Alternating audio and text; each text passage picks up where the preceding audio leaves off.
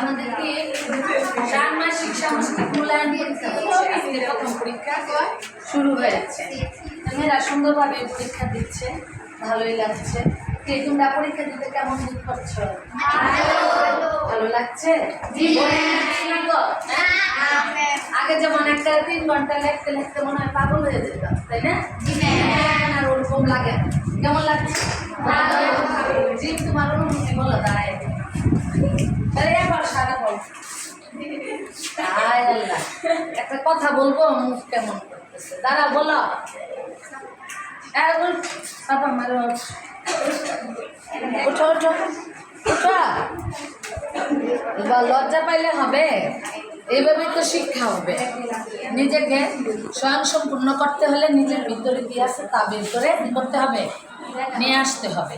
তা আজকের পরীক্ষায় হয়তো তোমাদের ভালো লেগেছে, তাই না? আগের মতো সেই অনেক ভালো লেগেছে। যেমন খেলতে খেলতে হাসতে হাসতে কি হচ্ছে, আচ্ছা, সবাই ভালো থেকো। এইভাবে পরীক্ষাগুলো সুন্দরভাবে দাও এবং এই শিক্ষাটাকে তোমরা সুন্দরভাবে নিজেদের গ্রহণ করো।